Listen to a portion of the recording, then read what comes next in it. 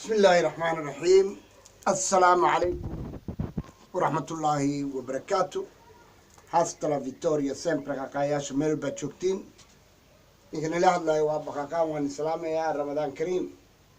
وان تصدحي توان بان مرينا بريا فري توان بان قلينا. وحربا هلكن إن هذا القدر صدق وحن سوشيال جري ورئيسي لورئيسني بروفيسور أحمد سمتر. arrinkaa hadduu run yahay waa arrin lala yaaba meelo kalaan wareystay dad kalaan messengerka kula hadlay dad reer hargeysa garanayo iyo reer etoobiya ah siduu warkuu nagu soo gaaray madaxweyne farmaajo wuxuu maxkamadda sare u magacaabay guddoomiyaha maxkamadda sare ninaan weligii qaadi naqan ninaan weligii xukun ridin ninaan weligii xafiis maxkamadeed fariisan ninaan weligii xataa niyaabo ka shaqeyn ninaan weligii xataa ka shaqeyn meel biliisa oo dacwo qaaday nin aan weligii iyo alle wax maxkamad la dhaho iyo wax sharci la dhaho justice la dhaho jurisdiction la dhaho ama gar xeer soomaali xataa gooyo qaaday maaha de marka waxaan oranaynaa laa xawla walaa quwata illa billahi alcaliy alcadiim إنا لله وإنا إليه راجعين. أنا يقول لبض كوني سدحي تبانكي لبض كوني أفري تبانكي وان تجي مقدشو ووحان وجاواي والكحنف محكمة السرهيستي أو أهان المسخ ماسق أو أهان المجرم أو أهان أن كسر سنين دين الإسلام كي وإحنا دين الإسلام كو هنا كوفيدون كوته وانو قرننا فساد بكتير الكحنف dhibkii waddanka soo gaaray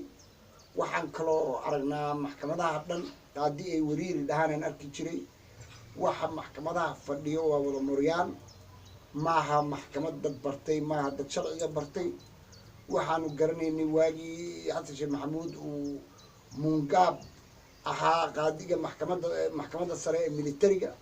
asna waan garanayno inuu maangaab yahu waxna baran oo weligii qaadi naqan weligii xukun ridin marka Soomaaliya waxa ku habsatay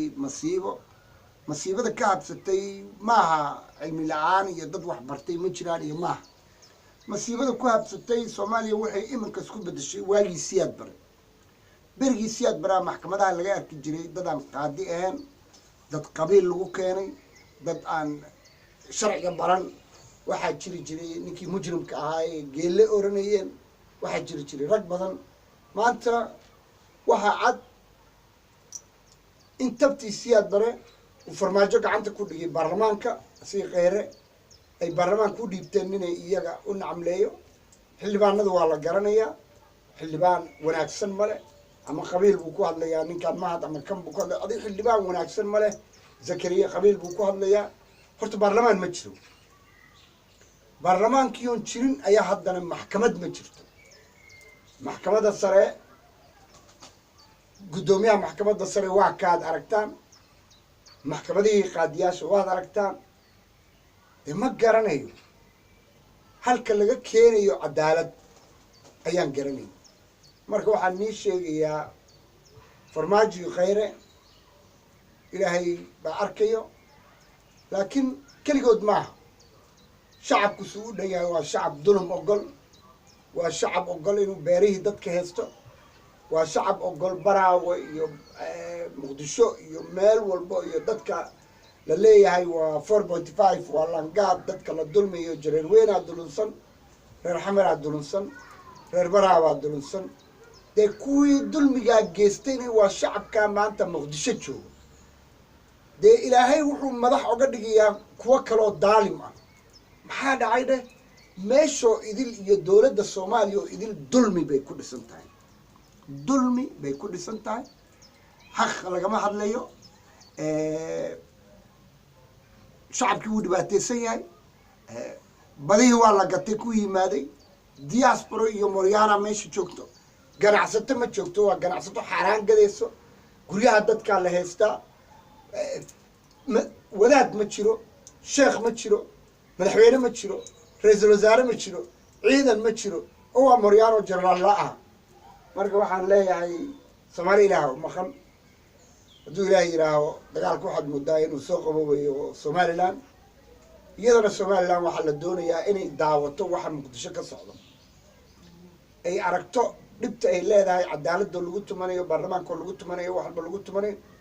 marka waa inaad kuwaana qaadataan oo dalkiina hagaajisaan waan islaamayaa maxkamadii sare ee Soomaaliya iyo maxkamadii Soomaaliya maanta way dhinteen wax maxkamad la dhaho ma jirto baarlamaanku wuu dhintay wax baarlamaan la dhaho ma jiro labada qofood oo u sabab ahna waxa weeyaan Khayri Farmaajo kaasna waa Khayr Laawa kana waa Farabuto hasta la Victoria sempre ka Ramadan Kareem baan leeyahay mac salaam